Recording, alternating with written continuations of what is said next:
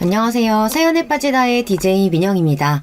오늘도 두 가지 사연 준비되어 있으니 끝까지 함께 해주시고요. 구독과 좋아요 버튼도 잊지 말아주세요. 그럼 오늘의 사연 함께 시작해볼게요. 안녕하세요. 전 여기 사연에 빠지다 채널을 자주 찾아보고 있는 구독자입니다. 이렇게 신박한 유튜브가 있다는 것을 저도 최근에야 알게 되었어요. 몇 달 안 되었지만 출퇴근할 때마다 영상을 틀어놓고 보고 듣는 애청자죠. 듣다 보니 제 사연도 한번 보내볼까 하는 마음이 솟구쳤어요. 그래서 이렇게 용기를 내어보았습니다. 구독자 여러분들께서 제 사연도 한번 들어주실 수 있을까요? 사람의 운명이 확확 바뀔 수 있다는 사실을 여러분은 체감한 적 있으신가요? 왕자와 거지 동화 속 이야기처럼 거지였다가 한순간에 왕자였다가 또는 그 반대이거나요. 비록 30대 중반의 나이라 젊은 편이지만 전 이와 같은 경험을 했답니다.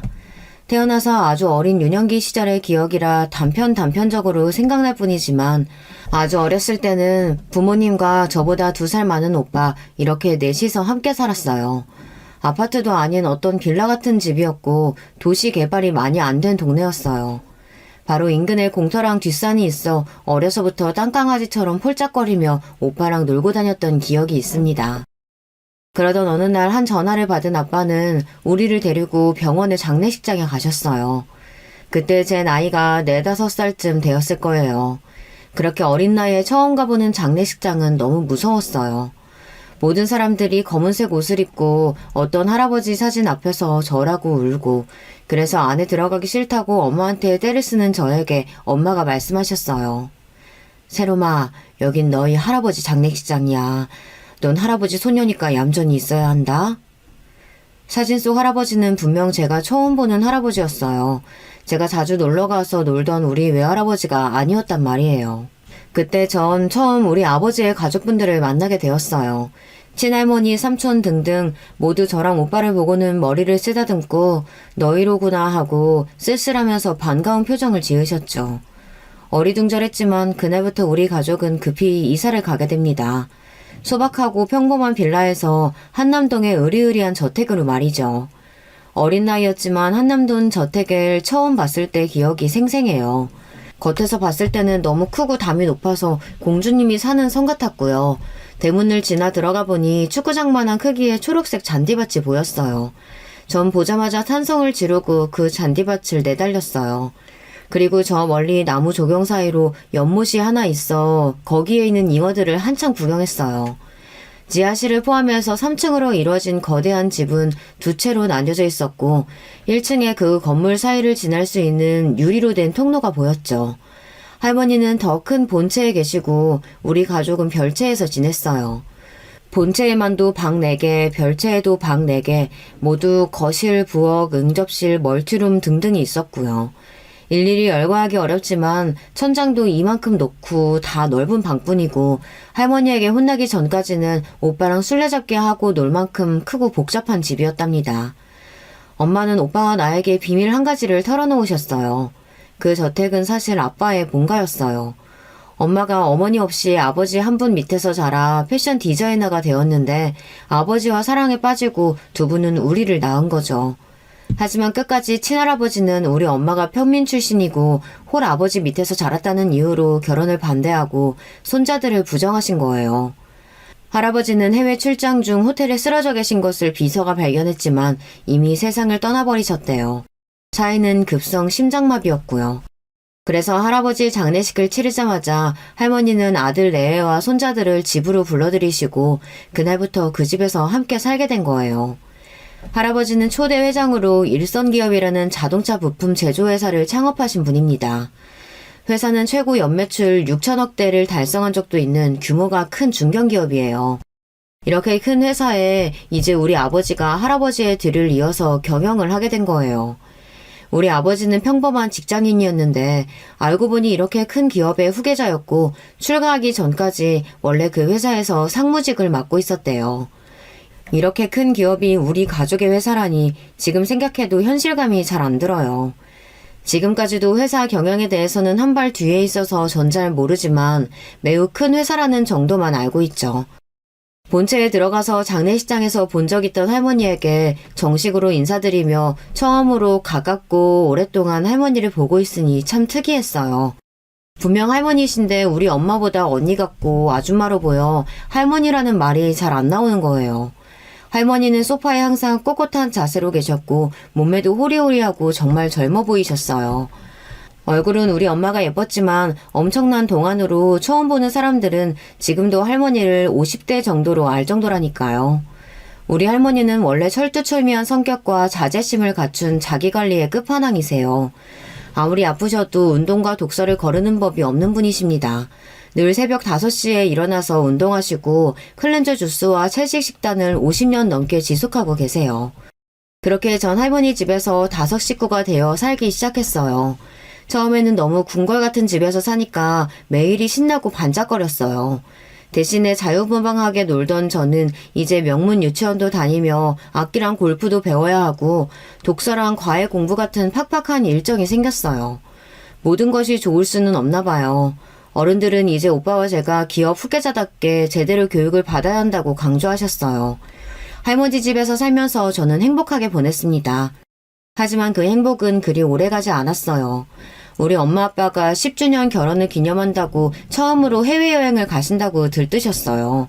필리핀 세부로 떠나신 부모님은 그곳에서 실종되어 찾을 수가 없었습니다. 늘 평온한 모습의 할머니가 그렇게 마음 졸이고 불안에 떠는 모습은 처음 봤어요. 전 엄마 아빠를 볼 수 없다는 생각에 매일 밤마다 울었습니다. 우리 부모님의 시신은 수사한 지 25일 만에 필리핀의 한 강가에서 발견이 되셨대요. 전 지금까지 빌어먹을 필리핀은 물론이고 치안이 불안한 나라에는 절대 가지 않아요. 여행이나 새로운 곳을 좋아하는 제가 해외로는 나가지 않습니다. 우리 부모님, 할아버지 모두 외국 땅에서 돌아가셨으니 말이에요. 우리 오빠는 원래도 애늙은이라고 제가 놀릴 정도로 의젓하고 모범생이었지만 부모님이 돌아가시고 고작 10살이었던 오빠는 더 말수가 줄고 아이답지 않은 모습이 되었어요. 하늘 아래 혈육이라고는 너와 나 그리고 할머니뿐이구나. 이렇게 말하고 저를 끔찍이 생각해주고 위해주는 그런 어른스러운 오빠가 되었어요. 오빠는 장차 성인이 되면 일선 기업을 물려받기 위해 경영자의 길로 진로를 바꿨습니다. 원래 오빠는 피아니스트가 꿈이었지만 어쩔 수 없다면서요. 어린 나이에도 촉망받는 영재로 이미 콩쿠르에서 수상한 적도 몇 번 있었는데 오빠는 그렇게 사랑하는 피아노와 이별을 하게 되었어요. 이제 아버지가 세상에 없으니 할머니가 회사 대표의 자리에 앉으셨어요. 원래 할머니가 친정집이 일품 기업이셔서 어릴 때부터 기업 경영을 보고 자라왔고 할아버지 생전에도 중요한 회사의 일을 함께 상의했을 정도로 사업가적 마인드를 가진 분이세요. 그래서 지금까지도 할머니는 고령의 나이에도 아주 잘 회사를 운영하고 계십니다. 나 말고도 이쪽 업계에 대여섯 명의 여성 대표가 있지. 대부분 나처럼 가정주부로 지내다 남편하고 사별한 후 회사를 꾸려나간 사람들이야. 가만히 보면 그분들이 맡고 나서 오히려 회사가 확장되고 안정적으로 되었다는 공통점이 있다. 여자들이라고 해도 경영을 아주 잘한단다. 새로미가 가능성이 있고 욕심을 보인다면 너를 회사의 차기 대표 후보자에 둘 거야. 여자라는 이유만으로 배제하지는 않을 게다. 헌데 너는 다른 쪽에만 관심을 보이니 원. 맞아요, 할머니. 전 회사 경영에는 조금도 마음 없는걸요? 대신 똑똑한 우리 오빠가 있으니 무슨 걱정이겠어요. 제가 할머니 기대와 달리 법대나 상경대에 가지 않고 패션 디자인 학과에 진학하자 이렇게 말씀하셨어요. 할머니는 헤어스타일도 한결같고 염색하지 않은 하얀 단발머리를 고수하시고 입는 옷도 늘 담백하면서 우아한 스타일에 몇 가지만 돌려입는 검소한 분이십니다. 회사 사무실에 계실 때는 다른 직원과 마찬가지로 회색 사원 점퍼를 걸치고 계시고요. 중요한 회의나 경영자 모임과 같은 경우에만 명품 정장을 갈아입고 가실 뿐입니다. 할머니는 돈이 많잖아요. 그런데 왜 그렇게 아끼시는 거예요? 내가 아끼는 건 돈이 아니라 결정에 쓰는 시간이란다. 사람들이 회사의 매출액과 부채 비율로 나를 평가하지 내 메모가 무엇이 중요하겠느냐. 옷이나 머리 치장에 쓸 시간이 아깝구나. 하며 희미한 웃음을 지으셨어요. 우리 할머니 정말 멋지시고 존경할 만하죠. 할머니가 남편과 자식 모두 사고로 죽고 나니 손주들만큼은 지키고 싶으셨는지 과잉 보호를 하셨습니다. 우리 오빠와 나를 잃어서는 안 된다며 그날부터 경호원을 붙여주셨어요. 그리고 전 하회탈 아저씨를 그렇게 처음 만나게 되었습니다. 하회탈 아저씨는 제가 아저씨를 부르는 애칭 같은 것인데요. 웃을 때 하회탈처럼 생기셔서 붙여드렸어요. 아저씨는 제가 바깥 외출을 할 때면 늘 그림자처럼 따라다니면서 가드도 해주시고 제가 급한 일이 있을 때면 제일 먼저 SOS를 치는 정말 의지하고 좋아하는 아저씨예요. 잘 모르는 시절에는 그저 평범하게 부모님과 살아왔던 저의 인생은 몇 번의 계기로 확확 바뀌게 되었어요. 부모님마저 돌아가시고 나자 저는 장차 일성기업과 많은 재산을 오빠와 함께 상속받게 될 상속녀가 되어 있었죠. 저라는 사람은 그대로인데 상황이 이렇게 바뀌자 주변 사람들의 태도가 바뀌었어요. 그래서 겉모술수를 부리며 우리의 재산을 노리는 사람들이 많다는 것을 잘 알면서 경험했습니다. 그래서 저도 오빠도 사람을 잘 믿지 않고 우리를 잘 모르는 사람들에게는 배경에 대해 오픈하지 않고 철저하게 비밀로 했습니다. 세월이 흘러 오빠는 예비 경영자의 길을 가는 사람답게 스카이의 한 대학교 경영학과를 입학했고 졸업 후 미국의 동부권에서 대학원 과정을 밟고 있었어요. 저도 공부를 열심히 해서 홍익대학교 패션 디자인학과에 입학을 했죠. 후계자의 사명을 갖고 사는 오빠와 달리 전 좀 자유분방하고 제 감정에 솔직한 사람이에요. 제가 하고 싶은 대로 패션 디자인과에서 열심히 공부하고 파리로 유학까지 다녀왔어요. 그리고 귀국해서는 유명 패션 기업에 취직해서 멋진 커리어 우먼이 되었습니다. 20대의 대부분을 패션 디자인만 공부하며 달려온 저는 이제 여가 생활도 하고 취미를 가지고 싶었어요. 그래서 늘 관심 있어 하던 사진 동호회에 가입했어요. 사진 동호회에서 사진기를 처음 만져보는 저에게 설명도 자세히 해주고 출사도 가자고 하는 등 친절하게 대해주는 한 선배를 만나게 되었어요. 그렇게 선배를 따라서 사진의 세계에 입문하고 동아리 활동도 주말마다 하고 있었지만 저는 언젠가부터 거기에 가는 것이 불편하게 느껴졌어요. 그 선배는 점점 저를 후배가 아닌 여자로 생각하고 저를 마치 자기 여자친구 대하듯이 집착하는 거예요.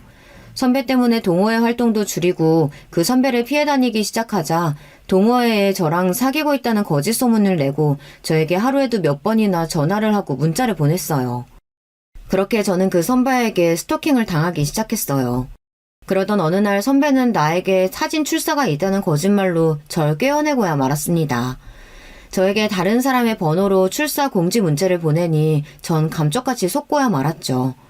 약속한 서울역에 제가 늦게 도착하자 이미 다들 출발했다면서 저와 같이 가주려고 기다렸다는 거예요. 저는 선배와 둘이서만 가는 것이 걱정되었지만 오픈된 공간인데 설마 뭘 어쩌겠냐 싶어서 함께 기차를 타고 청평역에 내렸죠. 같이 가는 선배는 평소와 다름없이 친절하고 이상한 기색이 없었기에 경계심을 풀고 선배와 함께 청평역 근처의 마트에 들어서 음료수와 먹을 음식을 사고 펜션에 들어갔습니다. 그리고 저는 그곳에서부터 기억을 잃어버렸습니다. 의식을 차렸을 때 저는 의자에 손이 뒤로 묶여있는 상태였고 형광등을 켜지 않고 커튼도 닫아놓아서 방 안이 좀 캄캄했어요. 약간 어스름한 빛으로 앞에 누가 있는지 식별할 수 있게 되자 전 깜짝 놀라 소리를 지르게 됩니다. 아니 선배, 언제부터 거기에... 그리고 전 왜 이러고 있는 거예요? 나 왜 의식을 잃었던 거죠? 하지만 제 말에도 선배는 가만히 제 앞에 앉아서 저를 빤히 보고 있었어요. 그 눈빛을 보니 온몸에 소름이 돋았습니다. 내가 말했지. 넌 내 거라고. 다른 마음 품으면 너도 나도 이 세상에 존재하지 않을 거라고 말이야. 난 너에게 사랑만을 주었을 뿐인데 왜 넌 그런 나를 투명인간 취급하고 무시하고 나한테 상처만 주는 거지? 선배 잠깐만요. 저 손 좀 풀어주세요. 우리 같이 앉아서 차분하게 얘기 좀 해요. 이제 너 같은 거한테는 결정권이란 없어. 앞으로는 내 식대로 한다. 너는 내 새장 속에 갇힌 아름다운 새가 될 거야. 나만 볼 수 있게 가둬놓고 그러면 결국 너도 나를 사랑해주겠지? 그렇게 말하는 선배를 보자 오싹해지고 난 앞으로 어떻게 해야 되는 것일까 하는 아찔한 생각에 무서워서 견딜 수가 없었습니다. 그때였어요. 쨍그랑 누군가가 펜션 창문을 깨고 들어와서 그 선배를 제압했습니다. 누구야? 깨진 창문의 바람으로 커튼이 젖히자 바람과 햇빛이 쏟아져서 방 안을 환하게 비추었어요. 전 하회탈 아저씨가 선배를 눕혀놓고 얼굴을 때리는 것을 볼 수 있었어요. 선배는 눈이 붓고 입술에 피가 난 채로 더 이상은 아저씨에게 대항하지 못하고 몸을 축 늘어뜨리고 누워 있었어요.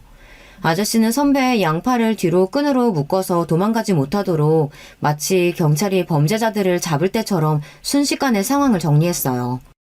그러고 나자 의자에 묶여있는 저를 발견하시고 끈을 풀어주셨어요. 하회탈 아저씨 얼굴을 보자 저는 안도감에 아저씨 팔에 매달려 울었습니다. 아저씨 고마워요. 아저씨 말대로 저 사람 조심했어야 했는데 이렇게까지 할 줄은. 걱정 마세요, 아가씨. 저놈은 경찰서에 넘기고 제가 어떻게든 철장에 가둘 겁니다. 아가씨는 이제 안전해요. 울지 말아요. 저는 이렇게 하회탈 아저씨의 도움으로 겨우 선배가 쳐놓은 덫에서 빠져나올 수 있었습니다. 아저씨가 운전하는 차에서 제 팔이며 얼굴에 피가 나고 쓰라린 찰과상을 그제서야 발견할 수 있었어요. 게다가 발목이 삐었는지 잘 걷기가 어렵더라고요. 아마 선배가 저를 억지로 마취시키면서 전 버둥대면서 그렇게 마취된 저를 의자로 옮기고 하는 과정에서 다쳤나 봐요. 아저씨는 우리 가족들이 주로 이용하는 종역병원에 저를 데려갔습니다. 우리 가족을 봐주시는 주치의 선생님이 학회 연수 중이라고 해서 대신에 젊은 레지던트 의사가 치료를 하러 제 병실에 들어왔어요. 전 그 의사를 보고 한순간에 입을 벌리고 말았어요. 조각 같은 코, 짙은 눈썹, 날렵하고 갸름한 턱선까지 얼굴이 예술적으로 완벽하게 생겼다는 느낌을 처음 받았죠. 게다가 키는 어찌나 큰지 180cm는 좋게 되어 보였어요. 나이는 나와 비슷할까? 나보다 많을까? 저는 아픈 것도 잊어버린 채로 넋을 놓고 그 잘생긴 의사를 바라보고 있다는 것을 깨달았어요. 방금 당한 아찔한 스토킹 사건도 잊은 채 제 마음은 송두리째 그 의사에게 빼앗기고 말았어요. 그래서 전 심한 부상이 아니었는데도 최대한 오래 입원해서 그 의사에게 처치를 받고 싶다고 버텼어요. 병원에 있는 동안 틈만 나면 내가 좋아하는 미국 도넛, 우리나라의 청담동에만 오픈 1호점이 있는 브랜드의 커피 등 다양한 고급 간식을 하회탈 아저씨에게 부탁해서 그 의사에게 주었습니다. 의사는 이런 것은 처음 본다면서 병원 옥상 정원에 앉아서 함께 도넛과 커피를 먹으면서 서로의 이야기를 하게 되었어요. 세롬 씨는 무슨 일을 하는 사람이에요? 내가 담당 의사다 보니 이름도 나이도 아는데 직업을 모르고 있었네요. 전 패션 디자이너예요. 패션 회사에서 일하고 있고요. 근데 의사쌤은 나이가 어떻게 돼요? 제가 뭐라고 불러야 할까요? 전 34살이에요. 세롬 씨보다 2살 많죠? 그럼 앞으로 하준 오빠라고 불러도 돼요? 오빠는 어디 사세요? 오빠? 쑥스럽지만 그렇게 해. 오빠 소리는 늘 좋으니까. 부모님하고는 목동에서 오래 살았고 우리 병원하고 거리가 좀 있어서 난 병원 근처 오피스텔에서 지내. 세롬이 너는 부모님하고 같이 사니? 어디 살아? 전 부모님이 어릴 때 돌아가셔서 할머니께서 오빠랑 저를 키워주셨어요. 아직도 할머니랑 오빠랑 같이 살아요. 저런 그런 사연이 있었구나. 힘들게 컸겠네. 세롬이는 늘 밝고 귀티나는 게 어디 부잣집 외동딸같이 봤지. 하준 오빠는 절 정확히 봤지만 전 부잣집 딸인 것을 숨기고 싶었어요. 그래서 오빠와 말에 별다른 말 없이 부유하지 않은 척 가만히 있었죠. 저는 하준 오빠가 너무 좋아서 적극적으로 만나자고 했고 하준 오빠도 그런 제가 싫지 않은지 바쁜 병원 생활 중에 짬을 내서 저를 만났습니다. 그렇게 지내다가 만나면서 우리는 자연스럽게 연인이 되었어요. 하지만 하준 오빠와 사귀는 동안 저에게는 연적이 너무 많았습니다. 하루는 하준 오빠에게 달라붙는 간호사 얘기를 들었어요. 그 간호사는 아버지가 건물을 갖고 있는 집 딸인데 자기에게 애교를 부리고 눈빛을 보내는 것이 좀 다르다면서 오프인 날 같이 자기 아는 성수동 맛집에 가자고 대놓고 꼬시는 거죠. 오빠, 여자친구 있는 거 안 밝혔어? 딱 잘라서 거절해야지. 에이, 한 병원에서 얼굴 매일 보는 사이인데 매몰차게 어떻게 그러냐? 그래도 데이트는 거절했으니까 걱정하지 마. 괜히 여자친구 있다고 대놓고 다니면 다들 놀리고 피곤해져.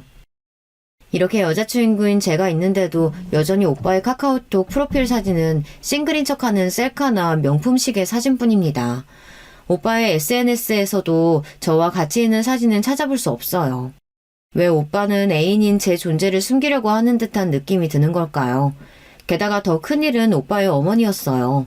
오빠 어머니는 고집이 센 분이라 자기가 해야 하는 일은 해야 하는 성격인데 자꾸 결혼정보회사에 선을 보자고 하신다는 겁니다. 하준 오빠 나이가 이제 34수로 결혼 정년기니까 어서 짝을 맺어주고 싶어 매일 전화해서 퇴근하신다고요. 저는 이렇게 우유부단한 남자친구가 답답했어요. 그냥 난 여자친구가 있다. 만나보다가 결혼할 수도 있다. 이렇게 딱 잘라서 얘기하면 되는 거 아닌가요? 우려하던 일은 벌어지고야 말았습니다. 어느 화창한 주말에 전 집에 있는데 남자친구가 너무 보고 싶었어요. 그래서 병원 끝나고 얼굴 보자고 전화를 했는데 주변 소음이 병원 같지가 않은 거예요. 제가 집요하게 파고드니까 이따 다시 연락하자는 말을 끝으로 전화가 끊겼어요. 그리고 몇 시간이 지나서 남자친구가 저에게 전화를 해 실토를 했죠. 자기 엄마 성화에 못 이겨 결혼정보회사에 가입해서 소개팅을 했다는 겁니다. 소개팅 나온 여자 별로야 별로. 난 새롬이 너밖에 없어. 그냥 엄마가 나가라고 해서 밥 먹고 차 마신 게 전부야. 이렇게 변명했지만 나중에 보니 핸드폰에 모르는 연락처가 저장되어 있고 알고 봤더니 그 사람은 그날 남자친구와 소개팅했던 그 여자인 거예요. 둘이 처음 만난 날 사진까지 찍어서 여자가 SNS에 올렸더라고요. 소개팅으로 만났지만 저스트 프렌드 하기로 라는 제목으로 말이죠. 둘이 연인이 된 것은 아니지만 자꾸 남친이 저를 속이고 한눈을 팔고 있으니 자존심이 상했습니다. 전 분명하게 남자친구에게 밝혔어요. 앞으로도 날 속이거나 거짓말로 이러면 오빠를 깜짝 놀라게 해줄 거라고요. 여자친구이면서도 전 왜 이렇게 오빠 앞에서는 저자세고 을이 되어버리는 걸까요? 원래 저 생각 같으면 이렇게 어장관리하는 남자친구 바로 헤어지고 뒤도 안 돌아봐야 하는데 도무지 그럴 수가 없었어요. 바보 같지만 오빠가 너무 좋은 걸 어떻게 해요. 어느 날 남자친구는 이틀 연속 밤새 근무로 많이 지쳐 보였어요. 저는 깜짝 선물로 초밥을 포장해서 남자친구가 일하는 병원에 갔습니다. 제가 초밥을 내밀며 등장하자 피곤이 잔뜩 서린 얼굴의 남자친구는 놀라면서도 저를 반겼어요. 같이 초밥을 먹으면서 옥상 정원에 있는데 저 멀리 우리 오빠, 친오빠가 다가오는 거예요. 설마 하고 온 건데 진짜 내 동생 맞네. 여기서 뭐하냐? 오빠 여긴 무슨 일이야? 우리 회사 신전무님 여기에 입원해 있어. 병문안으로 잠깐 들렸는데 지나가다 보니까 네가 있는 거야. 그래서 와봤지. 그리고 이 친구는... 남자친구는 갑자기 우리 친오빠를 만나게 되자 먹던 초밥이 목에 걸려서 캑캑대기 시작했어요. 안녕하십니까. 전 새롬이 남자친구 정하준이라고 합니다. 이 병원 레지던트로 있습니다. 우리 오빠는 매서운 눈초리로 남자친구의 위아래를 훑더니 이야기를 하는 겁니다. 그렇군요. 둘이 언제부터 사귄 겁니까? 하지만 남자친구는 사례가 걸려서 말을 잇지 못했어요. 제대로 살이 들렸네. 내가 음료 좀 가져올 테니까 둘이 잠깐 있어봐봐. 전 생수와 커피 2잔을 사들고 두 남자가 있는 곳으로 돌아왔습니다. 두 남자는 제가 간 뒤로도 계속 진지하게 이야기를 한 모양이었어요. 오빠, 내 남자친구 긴장되게 형사처럼 이것저것 취재한 건 아니겠지? 뭐 이렇게 남자친구 얼굴이 더 하얘졌대? 이 녀석이 무슨 소리야. 그냥 가족으로서 기본적인 대화만 했을 뿐이야. 난 회사에 바로 들어가 봐야 돼서 이만 갈게. 그래, 오빠 우연히 마주치니 반갑네. 이거 커피 들고 가요. 이렇게 우리 오빠는 떠났고 전 남자친구와 조금 더 같이 있다 집에 돌아왔어요. 저녁 퇴근 시간이 되어 오빠는 귀가해서 저를 불렀습니다. 새롬아, 난 아무래도 오늘 본 그 남자친구 썩 마음에 들지가 않아. 그런데도 꼭 그 남자 만나야겠니? 만일 그래야 한다면 그 친구와는 연애만 하고 결혼은 신중하게 생각해라. 남자는 남자가 보는 게 정확한 법이야. 그 남자는 네 짝이 되기엔 그냥 좀 그렇다. 이렇게 오빠는 남자친구가 마음에 들지 않는다는 것 같았어요. 하지만 이미 불타올라 버린 저의 사랑은 막을 것이 없었습니다. 전 남자친구를 너무 사랑한 나머지 결혼까지 마음속으로 계획하고 있었으니까요. 그리고 예상보다 일찍 결혼을 추진하게 된 계기가 생겼어요. 남자친구는 다급한 목소리로 저에게 전화를 했습니다. 새롬아, 우리 엄마 눈치가 보통이 아니시거든. 결국 여자친구 있는 거 아시고 당장 데려오라고 성하셔. 오늘 회사 안 나가지? 괜찮으면 우리 엄마 만날래? 하준 오빠 어머님을 안 만날 이유는 없었죠. 오히려 당당히 오빠의 여자친구로서 인사드리고 그의 부모님과 가까워질 수 있다는 생각에 전 당장 가겠다고 했습니다. 꽃다발과 고급 와인 한 병을 사서 오빠의 부모님이 사시는 목동의 한 오래된 아파트로 가게 되었어요. 하준 오빠의 어머님이 현관문을 열어주시고 저를 소파에 앉으시고는 한참 동안 보셨습니다. 그분은 마른 몸에 나이가 꽤 많아 보였어요. 분명 환갑을 간 넘기셨다고 들었는데 70대 후반인 우리 할머니와 외모로는 또래처럼 보였습니다. 너구나, 우리 하준이가 만난다는 여자가. 듣자하니 할머니가 키워주셨다고. 지금은 패션 디자이너라고. 아마 그분은 하준 오빠를 통해 제 호구조사를 마치신 느낌이었어요. 네, 맞습니다. 이렇게 초대해 주셔서 감사합니다. 초대? 오해가 있나 본데 난 우리 하준이 짝으로 아가씨를 받아들인다고 부른 게 아니에요. 지금 사귄다고 하는데 결혼까지 생각해볼 여자인지 내가 직접 보려고 하는 거지. 전 별로 호의적이지 않은 예비 시모의 태도에 속으로 마음이 상했습니다. 아가씨 입장에서는 기분이 별로일 수도 있지만 우리 하준이가 어디 보통 남잔가? 내가 걔를 의대에 보내기 위해 어떻게 했는데 정말이지 수단 방법을 가리지 않았다고. 하준 아빠 월급으로는 택도 없는 고액가 애랑 학원 컨설팅까지. 걔 초등학교 2학년 때부터 얼마를 쏟아부었는지 몰라. 그래서 이 집 담보로 대출도 많이 받았는데 이제 겨우 레지던트 하고 있으니 그 대출이 그대로 남아있다고. 네, 어머님께서 하준 오빠를 잘 키워내시느라 정말 고생이 많으셨겠어요.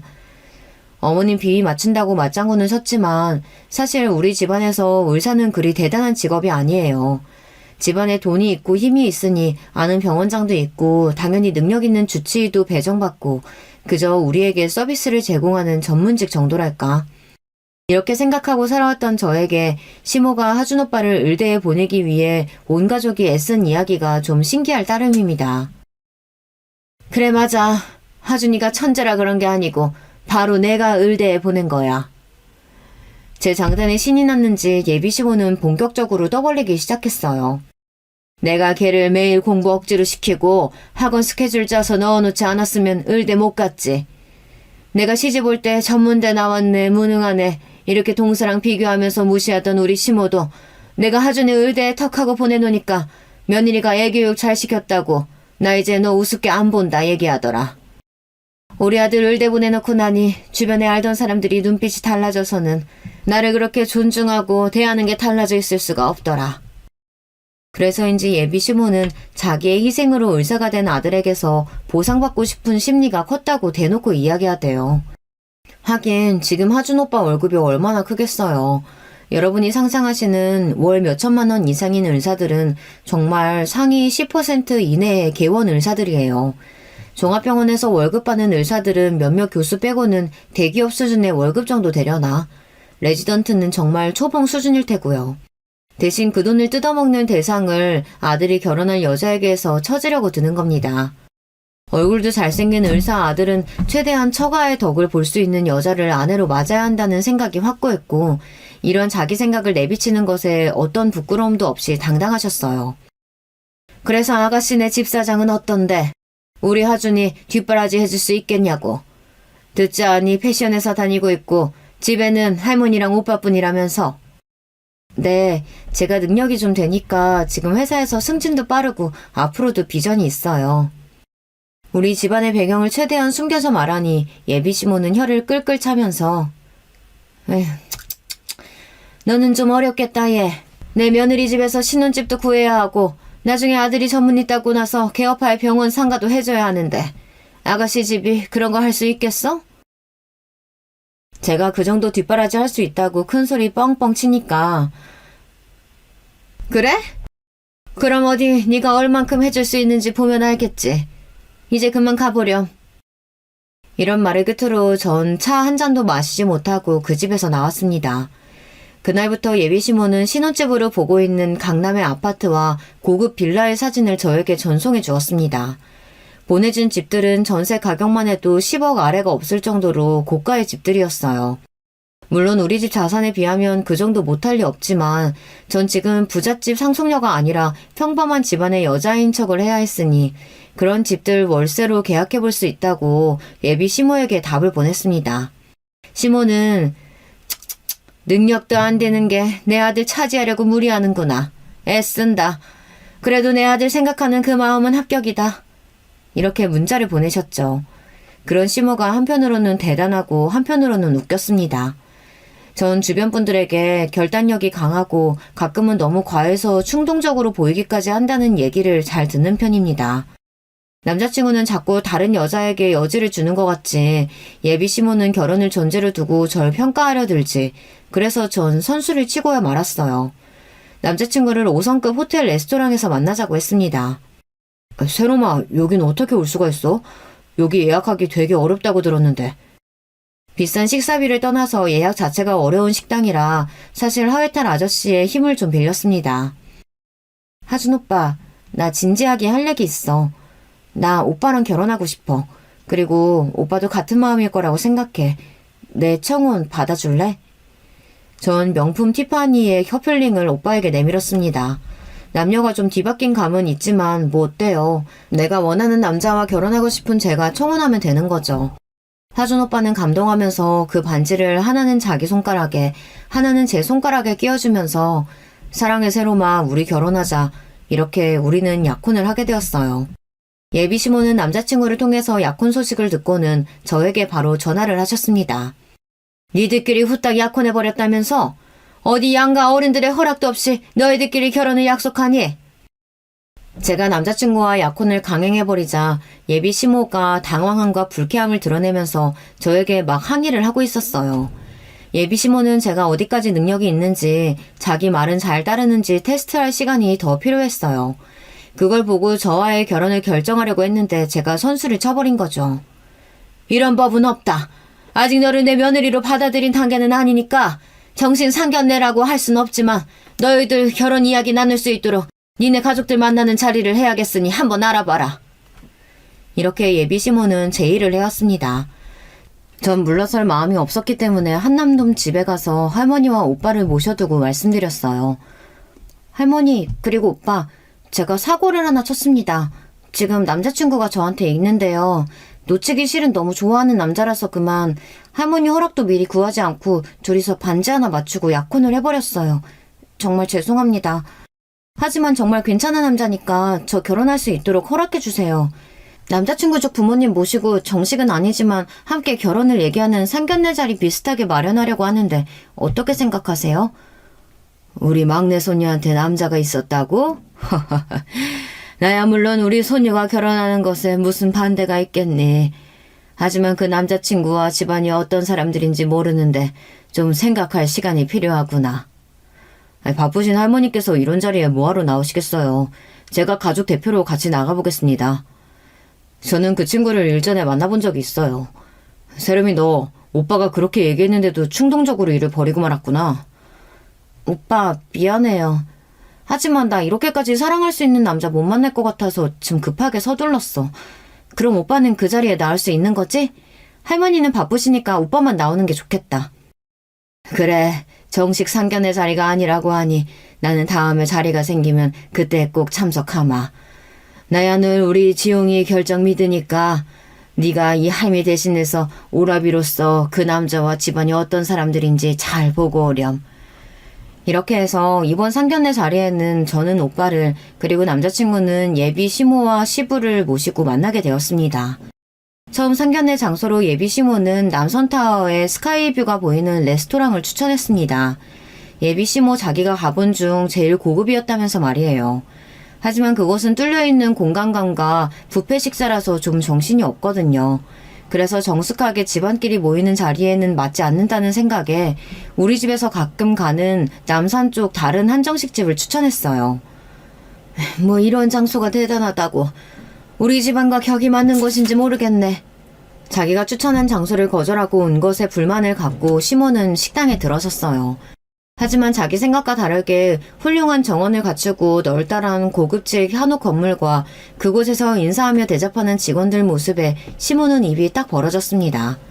게다가 우리가 예약한 방에 들어가서 메뉴판을 보고는 또 한 번 입이 딱 벌어졌어요. 그곳은 우리도 가족 간에 특별한 일이 있을 때 모일 만큼 예약이 쉽지 않은 고급 한정식 집이에요. 아는 사람만 갈 수 있는.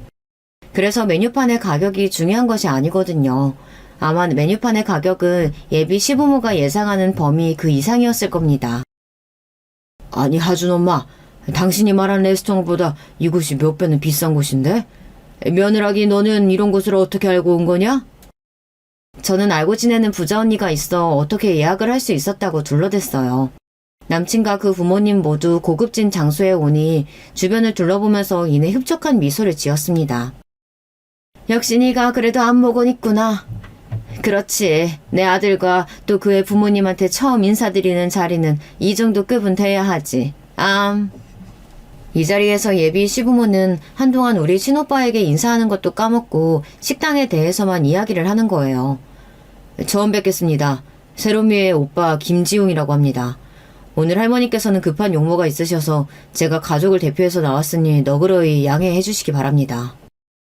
무례한 두 분과 달리 우리 오빠는 그래도 예의를 갖추고 정중하게 두 분께 인사를 먼저 드렸어요. 하지만 예비 시부모는 우리 오빠 인사는 흘려들으시고 자리에서 일어나지도 않은 채로 그래요. 이거 참 아무리 부모님이 안 계신다고 하지만 그래도 키워주신 할머니는 나으실 줄 알았는데 좀 그렇네요. 이렇게 예비 시모는 불편한 기색을 여과 없이 드러냈죠. 우리 오빠는 왜인지 남자친구를 사귀는 초반에 만났을 때부터 마음에 들어하지 않았지만 이제 그의 부모님과 처음 인사를 하고 나서부터는 더욱 표정이 굳었습니다. 별다른 말을 하지 않는 오빠지만 가족인 저는 알 수 있었어요. 큰일 났다. 우리 오빠 진짜 저분들 다 마음에 안 드나 봐. 이제 본격적으로 세롬이가 우리 하준이와 결혼할 만한지 어디 얘기를 해볼까요? 세롬양 오빠는 무슨 일해요? 결혼은 하셨나? 앞으로 세롬이 혼자 이 결혼 준비하기 버거울 텐데 오빠가 도와줄 능력은 되시려나? 전 일성기업이라는 자동차 부품회사에 다니고 있습니다. 아직 미혼이고요. 오빠로서 동생 결혼하는데 제 힘 실어줄 생각이긴 합니다만 애들끼리 결혼하는데 원하시는 것이 많으신 모양입니다. 아, 일성기업? 들어본 회사구만. 하지만 대기업도 아니고 그냥 이름 있는 중견기업인데 거기 월급쟁이가 돈을 모아봐야 얼마나 모았겠어. 우리 하준이가 무슨 일 하는지는 알지? 네, 일전에 병원에서 한번 마주친 적이 있어서 의사 레지던트라는 거 알고 있습니다. 그래요. 우리 어차피 다 어른이고 세상사 아는 처지끼리 톡 까놓고 이야기해봅시다. 내가 저 세롬이한테 알아듣기 얘기했는데 아직 철이 없는 것 같아. 애들 신혼집은 강남의 아파트나 빌라 전세 정도는 해야 하고 몇 년 뒤에 하준이가 병원 차릴 때 그 상가, 뭐 건물이면 더 좋고 그것도 해줘야 돼. 이건 기본이고 결혼할 때 의사 남편 얻으면 그 시댁에는 얼마나 정성을 부여야 할 거야. 예den이나 예물은 강남 쪽 사모님들 하는 그런 액수는 돼야 하고 그리고 예복도 우리 가족과 하준이 할머니까지 다 맞춰줘야 해. 이렇게 준비하면 몇 억이 뭐야? 몇십억은 들 텐데 그거 감당할 수 있겠어요? 세롬이나 그 친오빠나 다 월급쟁이들일 텐데 말이야. 그리고 고깝게 들지 말고 하는 김에 얘기할게요.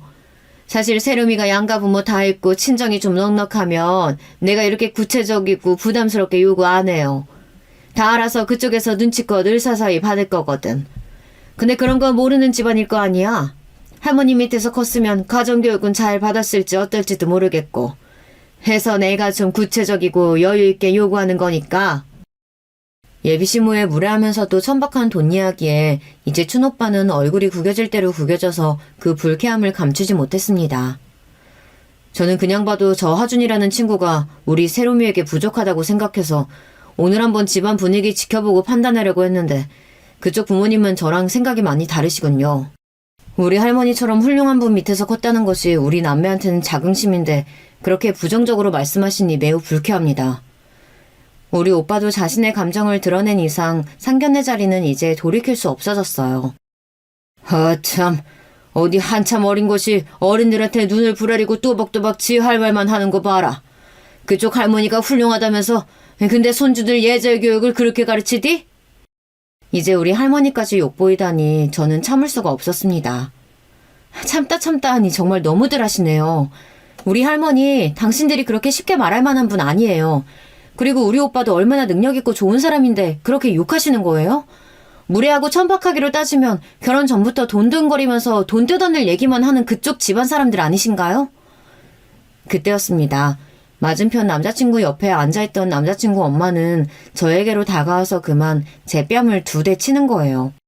이게 무슨 말도 안 되는 막장입니까? 예비 시모에게 뺨을 맞다뇨. 아니 이게 무슨 말도 안 되는 짓이세요? 지금 저 때린 거예요? 뭐? 물에? 천박? 이게 어디서 지 입을 마음대로 놀려? 부모도 없이 할머니 밑에서 자란 것들이 감히 어디다 대고 너같이 족보도 없는 년이 감히 을사를 넘봐? 내 잘생기고 잘난 아들을? 이런 위아래 없는 것들은 좀 더 맞아야 해. 이 광경에 더 놀란 것은 제 옆에 있던 오빠였습니다. 그리고 밖에서 대기하고 있던 하회탈 아저씨와 오빠의 수행비서를 다급하게 불렀습니다. 두 건장한 남자분은 우리가 있는 방으로 쏜새같이 들어와서 저를 친 예비 시모와 그 옆에서 말리던 예비 시모를 바닥에 엎드려 놓고 팔을 꺾어 제압했습니다. 이게 무슨 짓이야? 너네 누구야? 갑자기 이렇게 당한 일에 놀라서 버둥거리며 예비 시부모는 소리쳐댔습니다. 세롬아, 괜찮니? 오빠는 물수건으로 제 뺨을 만져주며 걱정했어요. 오빠, 정말 미안해. 전 제가 사랑했던 남자의 부모님이 이렇게 저질인지 그 정도 남자랑 결혼한다고 오빠를 졸라댄 것이 너무 후회되고 수치스러워 얼굴을 못 들었습니다. 오빠는 무서운 얼굴을 하고 입고 있던 수트를 정리하며 의자에서 일어났어요. 아무래도 이 결혼은 안 되겠네요. 당신들 해서는 안 되는 큰 실수하고 말았군. 우리 집안과 격이 맞지 않더라도 동생이 좋아한다고 하니 열린 마음으로 나아줬건만 이렇게까지 천박하게 짝이 없는 평민 집안이라니 정말 우습군. 내 동생한테 폭력가한 하준군 어머님, 곧 그에 맞지 않는 처벌 받을 것이니 기대하고 계세요. 그리고 너, 정화준, 겨우 의사직업 하나 갖고 네가 우리 집 세롬이를 넘봐? 완전 마마보이라 저런 천박한 엄마 밑에서 하라는 대로 줏대 없이 산 놈 같으니 다시는 세롬이 앞에 얼씬도 하지 마. 세롬아, 가자. 그렇게 오빠는 그들에게 속 시원한 한 소리를 하고 저를 데리고 식당 밖으로 나섰습니다. 남자친구는 거기서 어떻게 한 줄 아세요? 경호원들에게 제압당하고 있는 자기 부모님 옆에 가서 어쩔 줄 몰라 하며 아무 일도 못하고 당황한 채로 있는 거예요. 그리고 우리 오빠의 말에 영문을 모르겠는지 이렇게 소리치고 있었어요. 세롬이 니네 집안이 뭔데? 얼마나 대단하다고 우리 보고 뭐 평민? 미친 거 아니야? 그리고 이어진 우리 하이탈 아저씨가 한 이야기에 예비 시모는 그 자리에서 실신했다고 합니다. 멍청한 것들이 세트로 노는구나.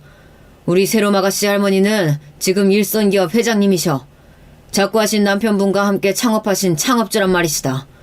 그리고 지용 도련님은 지금 일선기업 사장님이고 세롬 아가씨는 일선기업의 상속녀지. 아들 하나 을산 아부랭이라고 어떤 집안인지도 몰라배고 달려들어? 당신들은 경찰서에서 연행할 거고 특히 우리 세롬 아가씨 뺨을 친 당신 아주머니는 콩밥 먹을 생각하면 돼.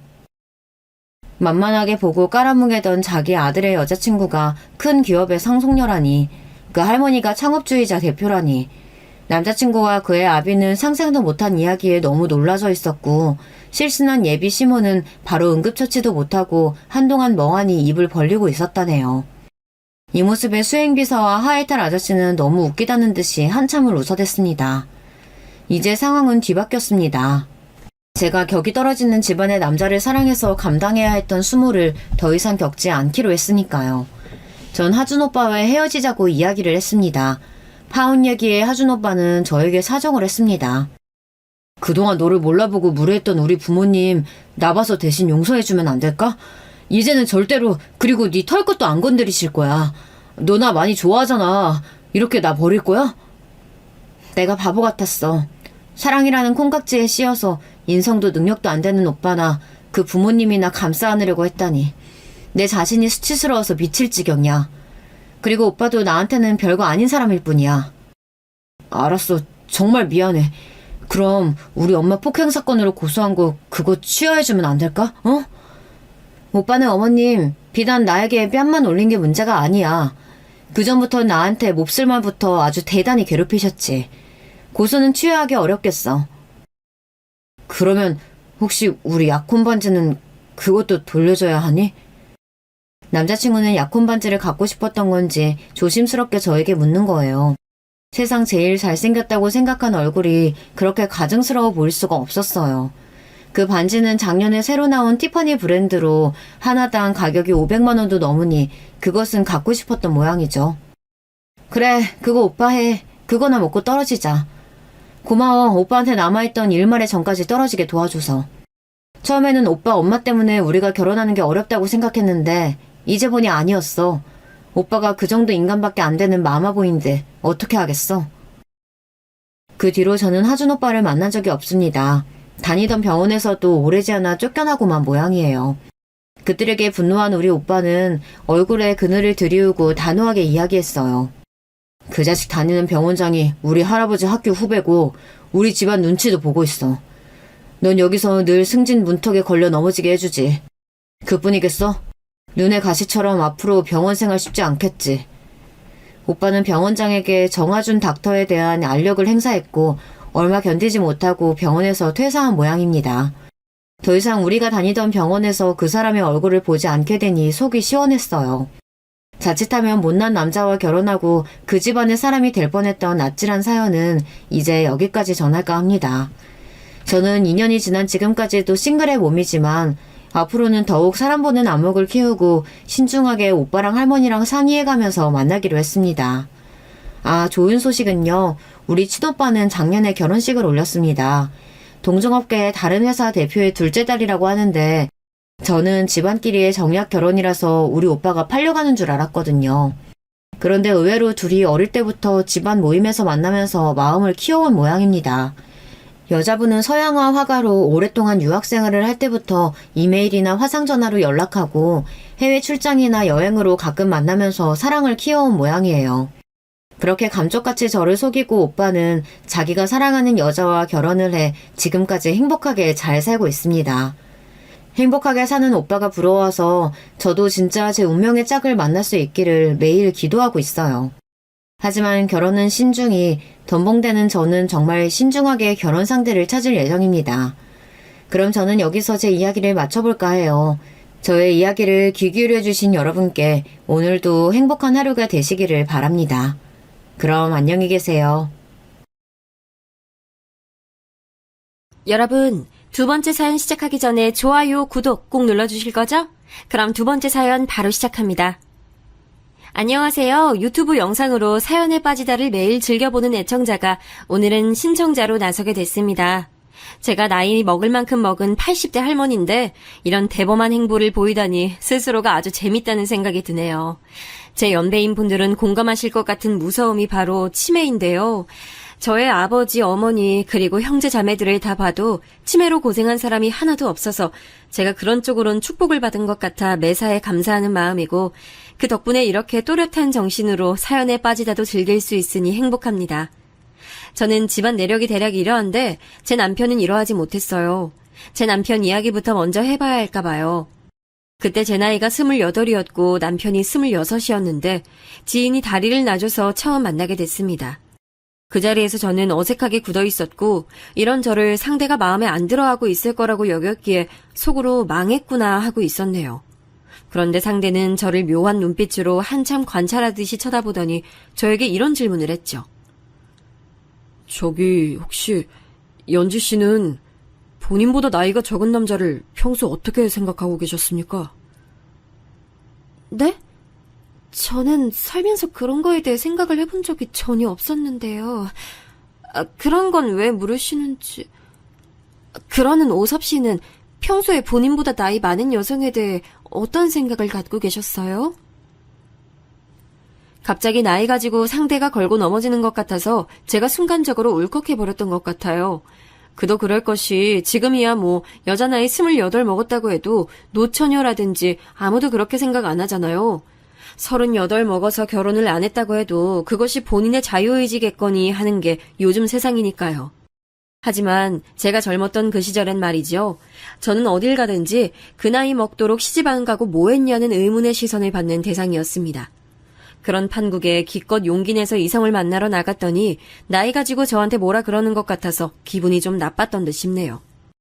제가 상대를 힐끗 째려보고 말았는데 그 시선을 받은 이가 돌연 쑥스러운 미소를 짓더니 이렇게 말하는 게 아니겠어요? 저는 아마도 저보다 연상인 여성을 좋아해왔던 것 같습니다. 저도 이런 제 자신을 모르고 살았는데 지금 연지 씨 보니까 문득 그런 생각이 드네요.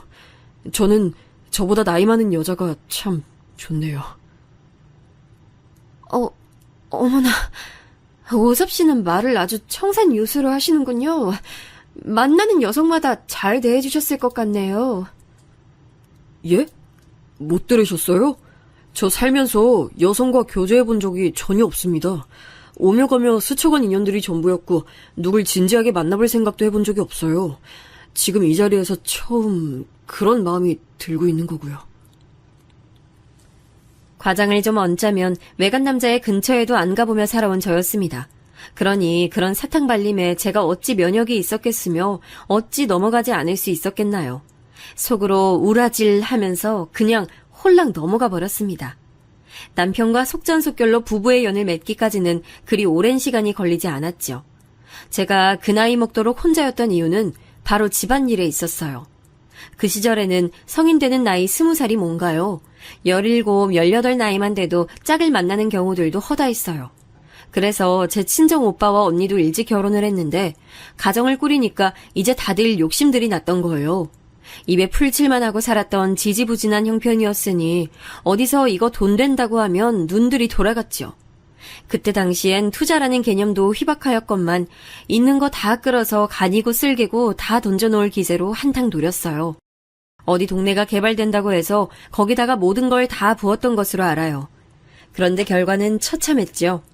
완전히 순 사기꾼들이 자기네가 관련 공무원들인 것처럼 철저히 공문서 위조까지 하며 속인 것이었고 그 때문에 제 친정이 폭삭 주저앉았습니다. 친정 부모님 충격받아서 뒤로 넘어가시고 면목 없다며 친정 오빠와 새언니 부부는 쉬지 않고 일을 하다가 둘 다 허리와 발목을 다치는 큰 사고를 당하고 친정 언니와 형부는 멀리 달동네로 이사를 가버려서 얼굴도 보기 힘들어졌고요. 저희가 사남매예요. 제 밑으로 남동생이 있는데 이 녀석이 공부를 꽤나 하는 편이었기에 집안의 유일한 희망이었거든요. 그래서 그런 판국에도 남동생의 학교는 계속 보내야만 했어요. 그건 저희 가족들에게 미래라는 희망의 불씨와 같았기에 상징적이었고 포기할 수 없는 것이었죠. 그걸 유지하려면 제가 희생해야만 했습니다. 제 연배인 분들은 다 아시죠? 그 시절엔 사실 희생이라고 생각도 못하고 살았죠. 우리 다들 그렇게 그 시절들을 넘어왔네요. 정말 죽도록 일을 했던 것 같아요. 쉬지 않고 일을 해야만 속에 든 불안감을 조금이라도 씻어낼 수가 있었어요. 조카들 건사하는 것만으로도 벅차 보이는 오빠, 언니네를 원망할 새도 없이 계속 일을 하면서 가게를 꾸렸고 빚을 갚는 것에 혁혁한 공을 세웠네요. 제가 이런 희생을 한 것 때문인지 가족들은 저에게 두고두고 고마워했는데 특히 친정언니가 그러했어요. 불철주야 제가 코피 쏟아가며 일을 오래도록 한 것도 모자라서 애들 키우는 데 쓰라고 친정언니에게 돈을 꼬박 보내기도 했었거든요. 이모, 늘 감사해요. 이모가 저희 엄마한테 얼마나 잘해주시는지 저 다 알아요. 세상에서 저는 이모 가장 존경하는 거 아시죠? 기억하고 알아달라고 내가 그런 것도 아닌데 그렇게 말해주니까 너무 감동이야. 지난 세월 보람이 있네. 그래서 친정언니의 큰딸인 제 조카는 그런 기억을 안고 있어서 유독 저를 잘 따르고 존경심을 보내왔네요. 아무튼 이런 과정을 다 거친 끝에 저는 꽤 많은 나이로 결혼했습니다. 남편은 성격도 유들유들하니 좋았고요. 저희 부부에게는 드물게도 자식이 딱 하나였습니다. 외동인데 아들이었고 제가 늦은 나이에 결혼하고 난 뒤에도 한참 만에 찾아와준 기적과도 같은 출산이었기에 얼마나 애지중지 떠받들듯 모시고 살았는지 상상이 가시죠? 저희 부부뿐만 아니라 온 집안 식구들이 다 저희 아들을 귀하게 여겨줬어요. 남편은 엄하지만 자상한 아버지가 되어주고자 했고 저는 사랑만 듬뿍 주는 엄마가 되어주고 했습니다. 자식 잘 키우려고 열심히 노력했는데 마음처럼 안 되더라고요. 한 살이라도 그 녀석 어릴 때 사랑의 매가 아니라 그냥 매를 들었어야 했는데 천하의 망나니를 보겠어. 대체 그런 녀석이 왜 우리 부부에게 태어난 건지 아휴, 난 이제 이걸 하늘의 농간이라고 생각할 지경이야. 여보, 그렇게 말하지 마요. 우리에겐 누가 뭐라고 해도 가장 소중한 보물이 우리 아들인 것을.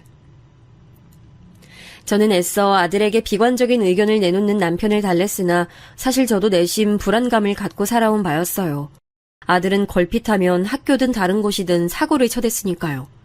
머리가 좀 크면서부터는 부모 말을 완전히 무시하기 시작했고 부모 앞에서도 욕을 서슴지 않고 하기 시작했어요. 그러던 아들은 기어이 21살이 되던 해에 웬 아가씨를 임신시키고 말았습니다. 그 아가씨가 저희 집을 알아내어 찾아오는 바람에 그 사실을 알게 됐어요. 배가 불러왔는데 뱃속 아기의 아빠인 저희 아들이 연락 두절도 코빼기도 안 비쳐서 결국 그 부모인 저희 집까지 어떻게든 알아내어 찾아왔다는 그 아가씨의 말을 듣다가 저도 모르게 바닥에 주저앉았었네요. 사람 때려서 경찰서 가기를 여러 차례 자잘하게 물건 훔치다가 신고당하는 건 예사였고요. 이런 아들이 그래도 여자 문제는 그간 없어 왔다는 것에 위안을 삼았던 제 자신이 바보 같더군요. 결혼을 시킬까 고민하고 있었는데 그 아가씨가 유산을 하고 말았어요. 그러자 아들은 무척 기뻐하는 눈치였어요. 그 반응을 보며 저희 부부의 얼굴은 사색이 되어갔죠. 아들이 친 사고 때문에 수습하며 사느라 저희 부부는 늘 바빴습니다. 그러다가 아들은 결혼도 저희 부부의 의견은 구하지도 않은 채 멋대로 결정했습니다. 저는 물론이고 남편도 며느리를 처음에 마음에 안 들어 했어요. 학창시절에 한가닥 날렸을 것 같은 인상부터 범상치 않더라고요. 그러나 아들이 고집을 피웠습니다. 결혼할 거니까 무조건 허락해 주시고 예식장은 최고로 좋은 곳으로 잡아주세요. 설마 하나뿐인 자식이 결혼한다는데 나 몰라라 하실 건 아니죠? 며느리 될 인물이 어떤 인물인지도 우리는 잘 모르는데 그렇게 무작정 결혼시켜달라고 고집만 피워대면 우리 속이 얼마나 상할지 너는 고려도 안 되는 거야? 그래서 어쩌라고요. 결혼 시켜준다는 거예요? 만다는 거예요? 그것만 말해줘요. 결혼 안 시켜준다고 하면 저 제대로 삐뚤어질 겁니다. 어쩜 그런 말이 다 있는지 모를 일이었어요. 저희 부부는 자식 이기는 부모 없다는 심정으로 지끈거리는 머리 부여잡고 둘을 결혼시켜줬는데 정말 예상을 안 빗나가더라고요. 며느리 또한 만만치 않은 인물이었던 거예요. 저희 부부를 모른 척하면서 며느리의 도리나 예의 따위에는 관심이 일절 없더군요. 먼저 찾아오거나 연락하는 법이 정말 없었습니다.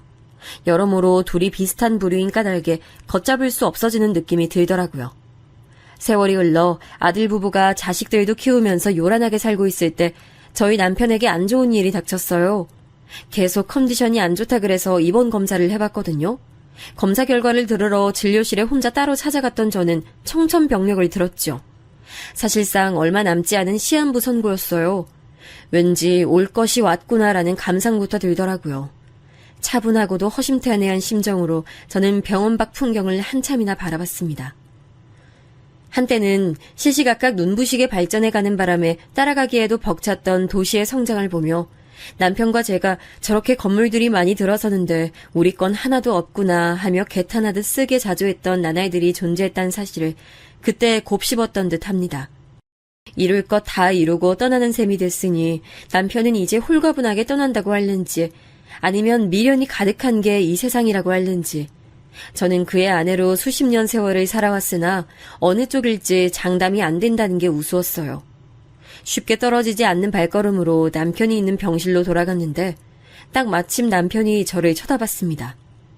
저는 멈칫하다가 미소를 지으며 남편에게 가까이 갔죠.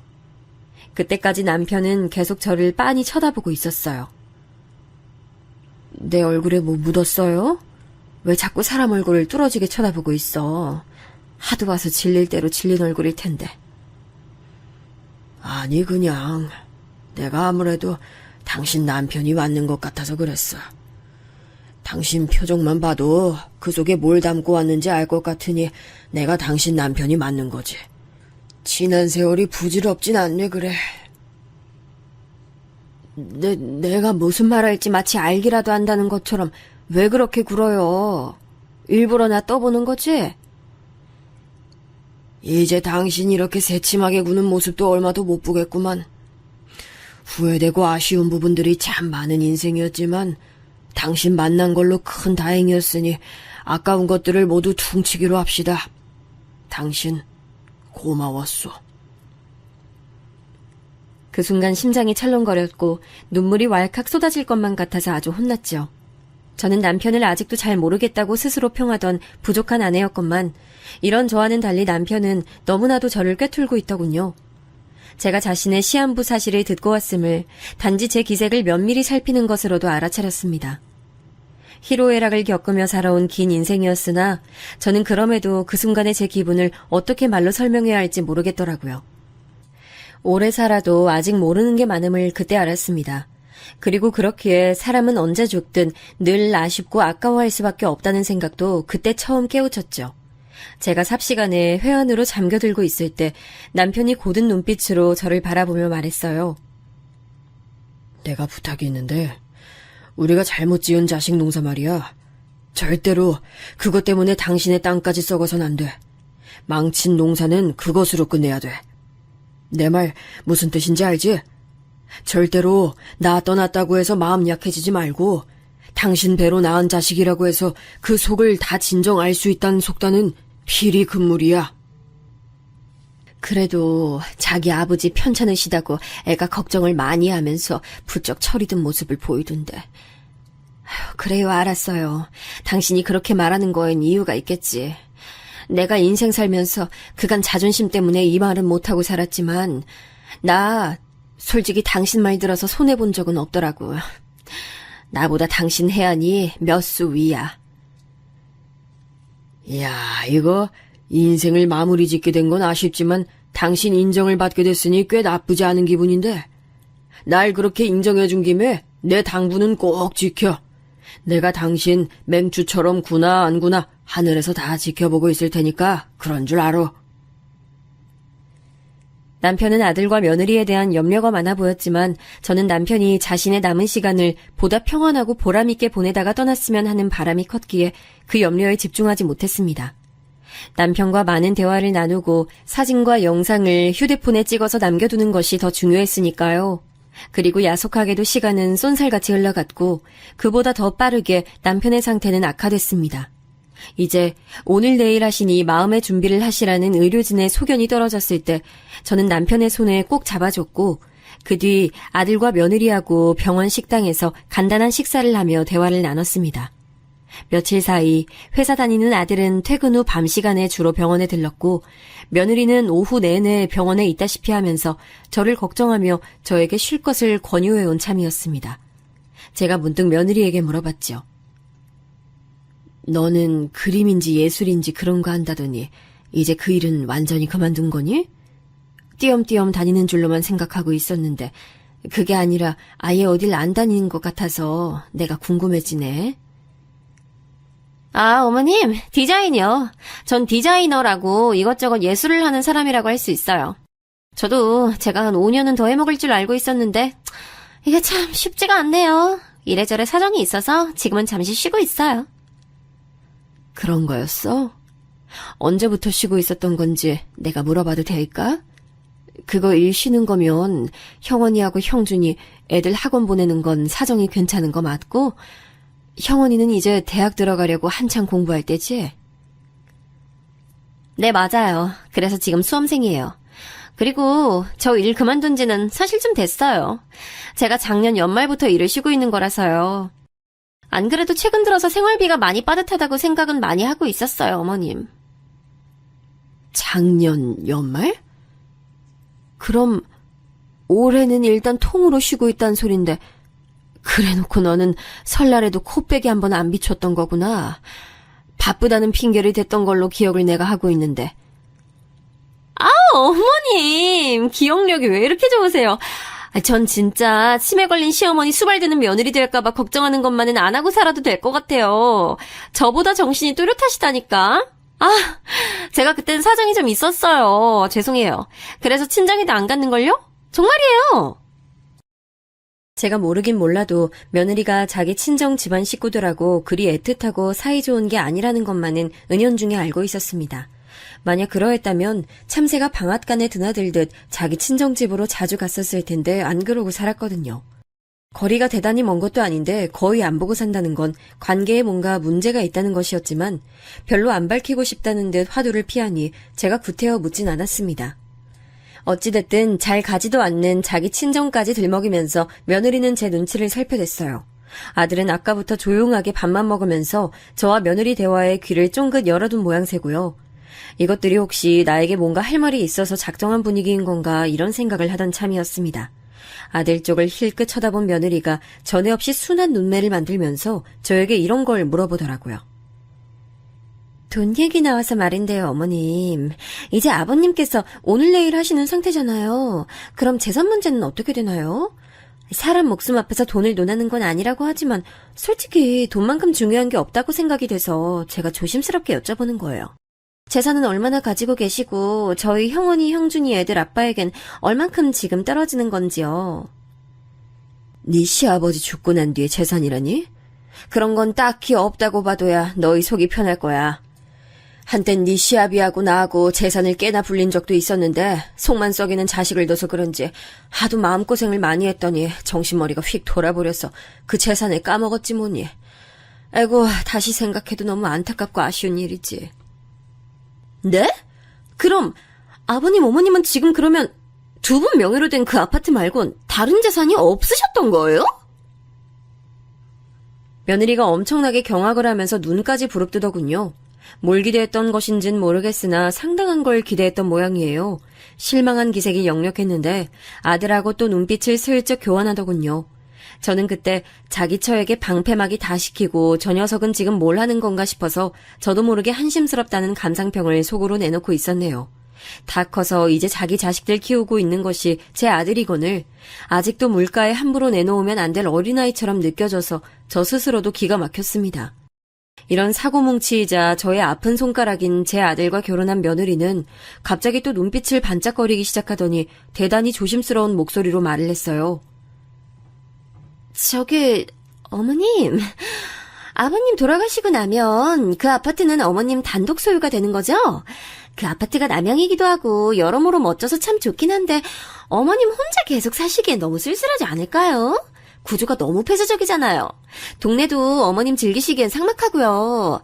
차라리 팔고 다른 곳으로 옮겨가시는 건 어떠세요? 연세만 본다면 지금부터 단 1년만 지나도 어머님 건강 어떻게 될지 모르는 건데 아파트에서 혼자 사시는 건 위험해요. 잘 생각해보세요. 그런 생각은 안 해봤었는데 네가 그 말을 하니까 나도 갑자기 고심이 좀 되네. 안 그래도 이웃 살던 친한 사람들이 연달아 이사들을 멀리 가버리는 바람에 내가 적적함을 느끼던 차였는데 이제 둘도 아니고 혼자 노인네가 아파트에서 살려고 하니까 약간은 심정이 막막하긴 하네. 내가 한번 고민해볼게. 집을 팔 것 같으면 너희한테 의견 구해서 새로 이사갈 곳 알아보면 좋겠지. 아, 참고로 그 집은 내 단독 명의야. 그래서 상속으로 소유 지분이 바뀌거나 그럴 일이 아예 없어. 어머님 단독 명의였어요? 그 아파트가요? 아니 왜요? 왜 아버님하고 공동이 아니라 단독으로 지금껏 사신 거예요?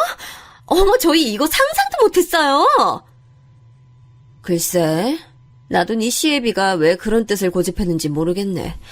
나보다 자기가 먼저 세상 떠날 걸 미리 내다보고 그랬는지 어쨌는지.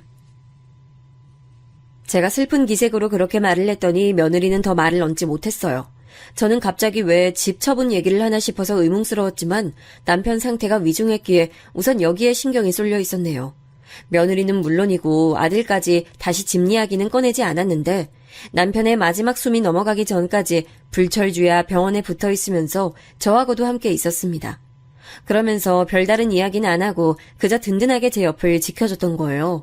바로 이 점에서 제가 참 아들과 며느리 이 둘이 고맙고 좋게 보이더라고요. 그간 제 속을 은근하게 문드러지도록 만들긴 했지만 그래도 남편의 죽음 앞에서 최대한의 도리를 다하려고 드는 걸 보고 있자니 제 안에서 재평가가 되더군요. 애석하게도 남편은 마지막 떠나던 순간에 제대로 유언을 남기지 못한 채 조용히 숨을 거뒀어요. 자기 생각 말하는 걸 참 좋아했던 사람이었건만 떠날 때 그러지 못하는 걸 보면서 슬픈 상념이 휘몰아쳤네요. 남편 장례식에서 가장 큰 역할을 해줬던 인물은 단연 제 아들이었습니다. 묵묵하게 자리를 지키며 조문객들을 맞이했고 한 번도 피곤하거나 지친다는 내색을 안 비춰서 내심 놀랐습니다. 남편은 자신이 죽으면 그저 한 줌의 가루가 되길 원했던 사람이었기에 화장을 했고 납골당에 안치를 했는데요. 아들이 그 앞에서 정중하게 절을 올리는 모습에 제가 또 한 번 놀랐습니다. 이런 면모가 있었던가 싶어서 어리둥절할 정도였는데 그러고 보니까 며느리도 지난 몇 주간 제가 지켜본 결과 예전엔 느끼지 못했던 차분함 같은 것이 느껴지는 모습이었어요. 절을 하고 일어난 아들의 어깨를 어루만져주는 며느리를 보면서 둘 다 개과천선이라도 한 모양이구나라는 생각이 저절로 들었습니다. 남편이 떠난 빈자리를 어루만지며 지내기를 며칠, 거의 매일같이 안부 전화를 며느리가 해왔고 저는 그 점이 몹시도 달가웠는데요. 어느 날 아들과 며느리가 공손한 자세를 취하며 저를 찾아와서는 이렇게 말을 하더군요. 엄마, 이젠 저희와 함께 사세요. 아들 며느리 두고 설마 계속 혼자 사실 생각하신 건 아니죠? 엄마, 혹시 그동안 저희가 엄마 마음 서운하게 해드리고 또 기대에 못 미치게 행동한 게 있다면 너그럽게 용서해주세요. 그리고 이제 우리 화목하게 다 같이 지내요. 맞아요, 어머님. 저희가 얼마나 부족했는지 아버님 돌아가시고 나서 처절하게 느꼈어요. 잘해드리고 싶은데 이제 아버님은 더 이상 세상에 안 계시잖아요. 끝나고 난 뒤에 후회하는 건 부질없다는 걸 깨우쳤어요. 어머님 돌아가시기 전에 이렇게 정정하실 때 정말 많은 것들을 해드리고 싶어요. 제대로 효도할 수 있게끔 해주세요. 어머님, 저희 집으로 오셔서 앞으로 같이 사시는 게 어때요? 저희가 호강시켜 드릴게요. 지난 세월의 행실로 미뤄봤을 때 제가 아들과 며느리 이 두 사람을 믿는 것에는 무리가 있었어요. 하지만 저는 남편을 여의고 속이 참 많이 허한 상태였고 또한 아들 부부가 진심으로 애절한 표정을 지으며 말을 해오는 것에 마음이 흔들렸습니다. 저를 모시고 살겠다면서 꼭 그렇게 하고 싶다는 아들 부부의 진심을 그 순간만큼은 의심하기가 어렵더군요. 솔직히 말해서 저에게 그런 태도로 나온 아들 부부를 향해 조금 감동했고 저를 모시고 살고 싶다는 얘기를 들어서 무척 기쁘기도 했어요. 대번에 반색을 하면 제 스스로가 민망해질까봐 저는 애써 기색을 낮추고 말했습니다. 글쎄다. 내가 아직 사지도 멀쩡하고 정신머리는 그것보다 딱 2배로 멀쩡하고 이런데 굳이 너희 도움 받으며 지내야 하는지 싶어서 고민이 좀 되네. 우선 말을 그렇게 해준 것만은 내가 고맙게 생각하마. 너희에게 그런 감동적인 말을 들어볼 줄이야. 설사 충동적으로 한 말일지라도 난 고맙게 여기마. 어머님, 충동적으로 드린 말씀 절대 아니에요. 심사숙고를 한참이나 한 끝에 드린 말씀이고 저희는 꼭 어머님 잘 모시면서 효도하고 싶어요. 진심이에요. 저희가 어디 지금까지 어머님 모시겠다는 말씀을 지나가는 투로도 드린 적 있어요? 한 번도 없었어요. 그만큼 저흰 지금 진심으로 어머님께 효도하고 싶은 마음뿐이에요. 그건 그렇구나. 내가 너희에게 지나가는 말로나마 모시고 싶다는 소리를 당최 들어본 적이 없었으니 모처럼 이렇게 얘기 꺼내는 걸 보면 일단 진심인 것 같긴 한데 너희 혹시 돈이 필요해서 나에게 이러는 건 아니지? 어머님, 저희가 정말 솔직하게 말씀드리면 돈이 필요한 거 네, 맞습니다.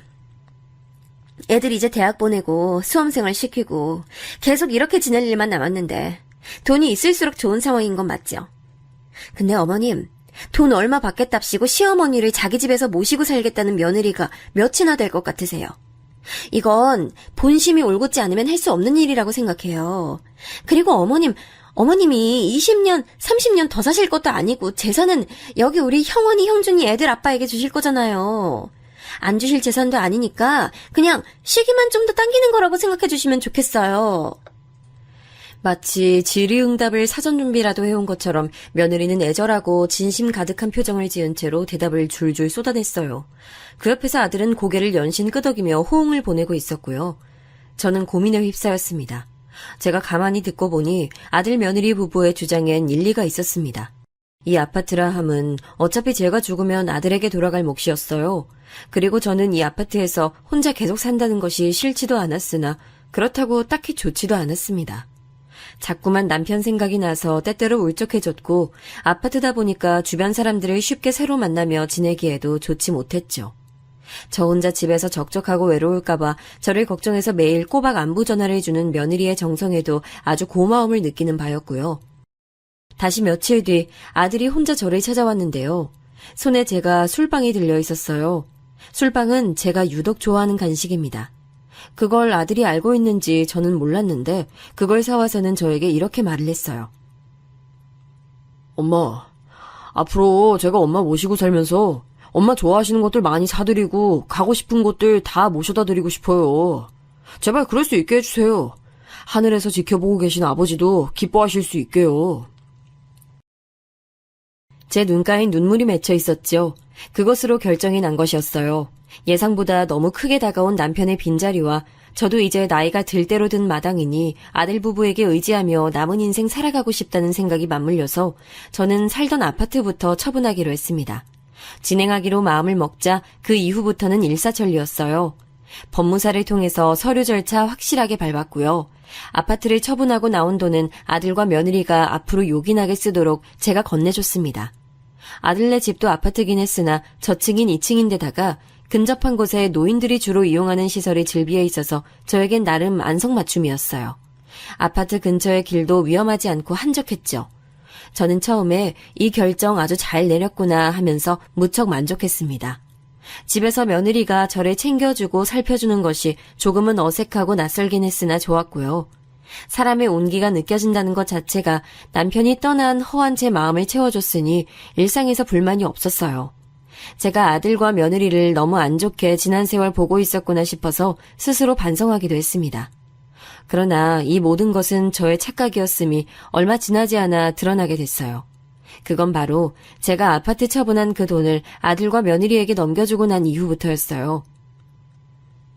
집에 과일이 복숭아밖에 안 보이네. 너 오늘 혹시 장 보러 나가는 거면 올 때 과일 아무거나 좀 사오련? 네? 과일을 사달라고요? 아, 어머님, 뉴스 안 보셨어요? 바로 어제 뉴스였는데 지금 과일 가격 폭등 중이에요. 인생 길게 사셨으니 안 드셔본 과일도 없을 텐데 정말 욕심도 많으시네. 아니, 내가 지금 다른 얘기를 한 것도 아니고 과일 하나 거론 좀 했을 뿐인데 내가 너한테 그런 소리까지 들어야 한다는 거야? 어머? 왜 그렇게 금세 발끈하고 그러세요? 어머님, 그러다 혈관 터져요. 자중하세요. 질환 생기면 모시기 힘드니까 당장 요양원 보낼 거고요. 그런 줄로 알고 지내시면 돼요. 뭐, 요양원? 내가 그런데 금방 들어갈 것 같았으면 멀쩡한 집 팔고 여기로 오지 않았지. 아들하고 며느리가 나 책임져 준다니까 내가 그 말만 믿고 여기로 온 건데 네가 나한테 그런 식으로 말하면 내가 너무 서운해지네. 서운함 느끼신다고 지금 광고라도 하시는 거예요? 저보고 뭘 어쩌라고 그러시는 거예요? 저기 어머님, 솔직히 양심이 있으시면 본인 발로 요양원 들어가셔야죠. 사지 멀쩡하고 두 다리로 걸으실 수 있을 때 직접 들어가시는 게 모양새도 더 보기 좋지 않겠어요? 세상에나, 며느리의 시건방진 태도에 제 말문이 턱 막혔습니다. 화장실 갈 때와 나올 때가 다르다고 한들 설마 아니 저에게서 돈을 받자마자 태도를 싹 바꿔버릴 줄은 몰랐어요. 스스로 민망하고 창피스러워서라도 그렇게 굴진 못할 거라고 여겼어요. 그런데 제 착각이었던 거예요. 저의 식사도 제대로 차려주지 않는 며느리의 작태에 경악한 저는 퇴근하고 온 아들을 붙잡고 며느리가 보인 만행에 대해 바로 말을 다했죠. 아니, 세상에 어쩜 형원 애미가 나한테 그럴 수 있다는 말이야. 너는 이 사안이 심각한 줄을 알고 앞으로 네 처한테 단단히 일러서 정신 똑바로 차리고 살도록 해줬으면 좋겠어. 저 하루 종일 일하다가 들어온 사람인데 꼭 이렇게 피곤하게 구셔야겠어요? 애들 엄마가 왜 그러는지 이해가 가네. 엄마가 이렇게 사람 피곤하게 만드시니까 애들 엄마도 참다 화를 낸 거죠. 말씀 다 끝나셨으면 저리 옆으로 좀 비키세요. 노인네 냄새 풀풀 풍기면서 앞을 막은 채로 서 계시지 말고. 너마저 어떻게 변심할 수가 있어? 아니면 혹시 처음부터 이럴 작정이었던 게 너희들 본심이었어? 절망 속에 빠진 제가 물었지만 아들은 귀찮다는 듯 얼굴을 구기고는 저를 밀치듯이 하면서 지나가 버리더군요. 아들이고 며느리고 저에게 노골적으로 경멸의 눈빛을 보내오는 것을 그날 밤 제가 확인하고선 놀란 가슴을 부여잡고 간신히 잠자리에 들었어요. 그런데 꿈에서 남편이 나오더군요. 잠에서 깨고 나자 기억이 휘발되어 꿈 내용은 떠오르지 않았지만 남편이 저에게 해안을 일러주러 꿈에 나온 것만은 분명했습니다. 제가 아침에 일어나서 슬쩍 방문을 나서보는 와중에 출근 준비에 한창인 아들과 며느리가 대화를 나누는 소리가 들려왔어요. 얼른 귀를 기울였죠. 집에서 벌써부터 할망구 냄새 나는 것 같지 않아? 어차피 돈도 받아냈겠다. 이제 용건 없으니까 하루빨리 그냥 요양원이든 어디든 쳐넣어버리면 안 돼? 집에 있는 것 자체가 거슬려 죽겠어. 나도 노인네 냄새 맡아줘서 싫은 참이야. 우리가 며칠만 압박하면 자기 발로 요양원 간다는 소리 할 것 같은데 일단 조금만 기다려보자.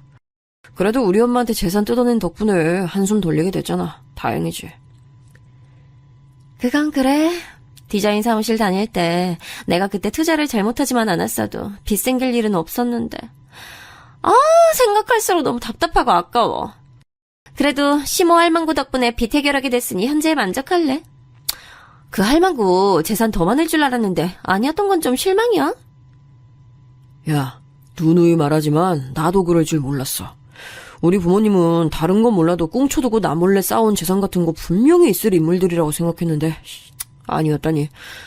그래도 아파트값 받아냈으니까 그걸로 됐어. 이제 엄마만 적당한 시기에 적당한 곳으로 치워버리면 완벽해. 그래, 맞아. 그리고 좀 더 노골적으로 굴면 자기 발로 요양원 가겠다는 소리를 하시는 시기가 좀 더 앞당겨지지 않을까? 그렇겠지? 노인네 정신이 말짱하니까 아무래도 자존심 상하고 비참해지는 걸 못 견뎌서 요양원 가고 싶어 죽겠다고 뛰쳐나갈 수도 있어. 어머, 앞으로가 아주 수월하네. 별 걱정 안 해도 되겠는데? 그럼 내가 이제부터는 아예 작정하고 노골적으로 굴어야겠어. 둘의 대화를 들으며 저는 현기증이 나는 바람에 아침 대바람부터 머리를 부여잡고 다시 누웠습니다. 이 나쁜 것들, 배은망덕하고 인면수심인 것들. 속에서 원망의 천불이 솟아나더군요. 또한 남편이 떠난 뒤에 허함을 이기지 못해서 둘이 잠깐 보여줬던 그 가식적인 연기에 홀랑 넘어가서 아파트를 처분해버린 제 스스로에 대한 비웃음이 함께 흘러나왔습니다. 해가 중천에 뜨도록 제가 방에서 나와보지도 않는데 죽었는지 살았는지 들여다보러 오지도 않는 며느리의 태도를 보며 서서히 결심을 굳혔죠. 남편의 말 맞다나 망친 자식 농사는 그것으로 매듭을 지어야 했고 결코 제 구역까지 썩게 둬서는 안 되는 일이었습니다. 저는 오랜 공복으로 줄인 배를 움켜쥐고 방문을 나섰고 거실 소파에 앉아있던 며느리와 눈이 마주쳤어요. 그때 며느리가 혀를 차면서 중얼거렸죠. 할망구가 안 죽고 기어 나왔네. 저러다가 진짜 10년은 더 거뜬할 것 같아서 무섭다. 하루빨리 어디로든 치워버리는 게 정답이지. 제가 그 내용을 얼핏 듣고도 일부러 못 들은 척 부엌으로 가서 알아서 먹을 것들을 챙겨 먹었어요. 꼭꼭 씹어 먹으면서 제가 아직 사지 멀쩡하고 정신이 또렷할 때 아들과 며느리에게 반드시 한 방을 먹여줘야 한다는 사명과도 같은 다짐을 마쳤습니다. 그 아파트가 저의 단독 명의였던 이유가 있어요. 왜냐하면 다른 부동산들, 빌딩 두 채는 남편의 소유였기 때문입니다. 피와 땀을 흘려 일궈낸 그 재산을 남편은 세상 떠나기 전에 굳이 저에게 넘겨줬어요. 유산으로 자식에게 상속해주지 않겠다는 고집이 엿보이는 대목이었죠. 또한 저에게 선택을 맡긴다는 뜻이기도 했습니다. 저는 며느리를 향해 말했어요. 아무래도 내 생각에는 내 아들과 내 며느리가 날 몹시도 걸리적거려 하는 것 같은데 내 착각 아니고 이게 사실 맞니? 네, 맡겨보셨어요. 왜요? 직접 두 발로 떠나주시게요? 어설프게 파출소 같은 데 가시면 저희가 곤란하니까 제대로 요양원 같은 곳에 들어가 주셨으면 좋겠는데 그게 어머님에게도 좋은 길이에요. 내가 죽는 날까지 나를 모시겠다고 해놓고선 이렇게도 쉽게 요양원 운운하면서 넌 네 자신에게 부끄럽지도 않더냐? 에이, 다 늙어 빠지셨으면 충분히 아시잖아요. 그 나이 처먹고 가실 만한 곳은 요양원밖에 없다는 거. 너 참 말을 예의 바르게 하는구나. 내가 너 내 아들하고 결혼했을 때부터 그 싹수를 알아봤어.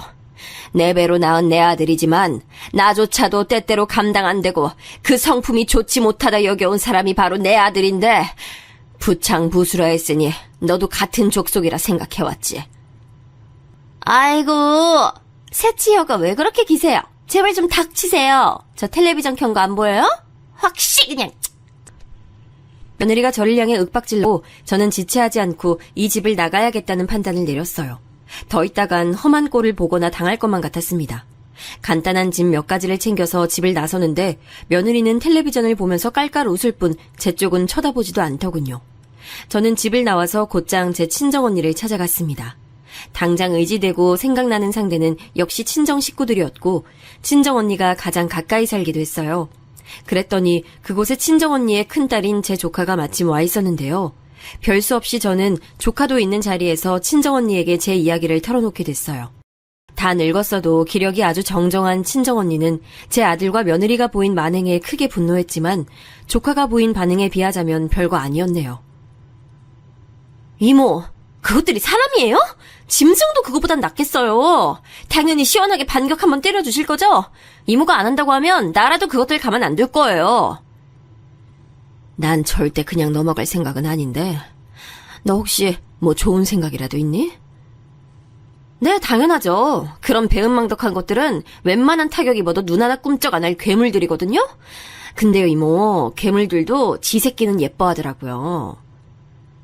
네가 무슨 말하는지 내가 대번에 알겠네. 네가 똑똑하니까 수단 내서 움직이면 내가 모든 금전적 지원은 다 해주마. 저에게는 돈이 있었으니 거리낄 게 없었습니다.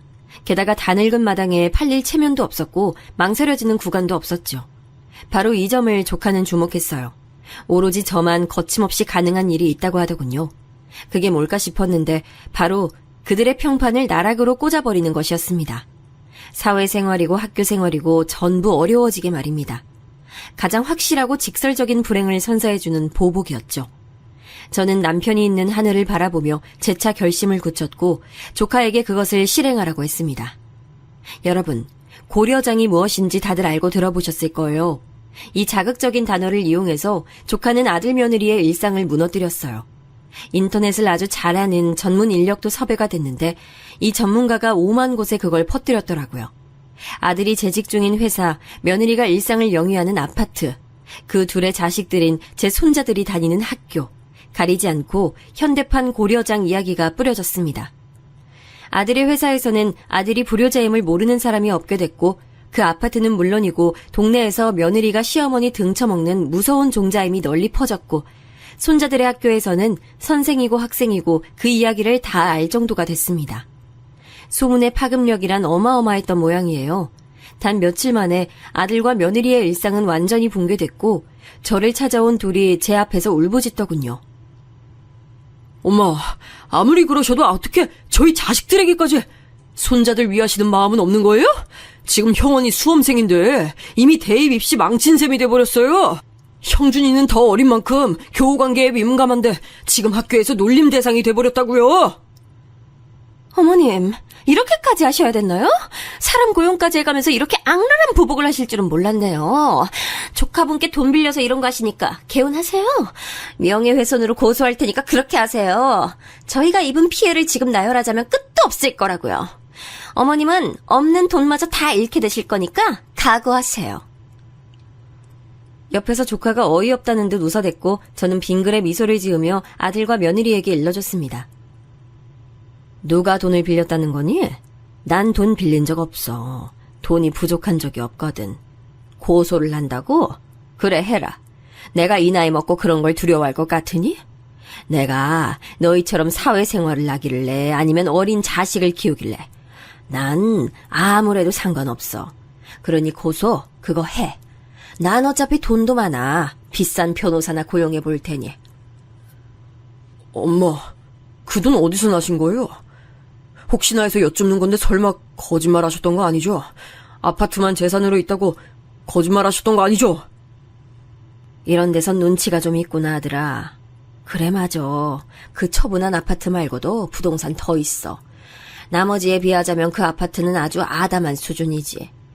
그래도 너희가 부득불 그걸 원하는 것 같아서 그걸 줬을 뿐이야. 나머진 이제 너희랑 영영 상관없어졌으니 눈독 안 들여도 되고 그리 배신감 느꼈던 눈빛으로 날 안 봐도 돼. 거짓말은 너희만 하라는 법은 없으니까. 안 그러니? 제가 사실 삿바 채널에서 이런 경험담을 들은 적이 있었기에 가진 재산을 다 공개하지 않았다는 속마음을 꽁꽁 감추고 말을 했네요. 갑작스런 충격의 여파로 며느리가 잠시 혼절 상태가 됐는데 아들은 그것도 부축해주지 않고 멍하게 입만 벌리고 서 있었어요. 저를 보는 표정에서 수많은 감정들이 읽혔지만 외면했습니다. 넋이 나간 아들과 비틀거리는 며느리, 그 둘은 조카의 등살에 못 이겨 반강제로 쫓겨났어요. 그리고 얼마 뒤 아들은 회사에서 쫓겨났고 이걸로 며느리하고 둘이 대판 싸웠는지 별거를 바로 하게 됐다고 조카의 소식통을 통해 들었습니다.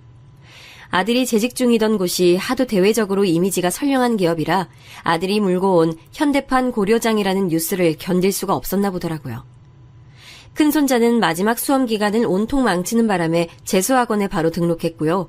작은 손자는 며느리가 데리고 나간 것으로 들었는데 전학소속을 밟은 모양이었습니다. 그럼 그 집엔 이제 아들 혼자만 남게 된 거죠. 살림 규모를 줄이기 위해 집을 매매로 내놓고 이사 준비를 하고 있다는 소식까지 들으며 저는 소유하고 있는 빌딩 2채를 조카에게 넘겨주는 방안을 떠올리고 있었답니다. 아들이 절 찾아와 잘못을 빌기도 했지만 저는 잘못 일군 농사를 다시 들여다보고 싶지 않았어요. 단지 그 밭이 알아서 자생하길 바랐을 뿐입니다. 제 이야기는 이쯤에서 맺을게요. 모두 고맙습니다.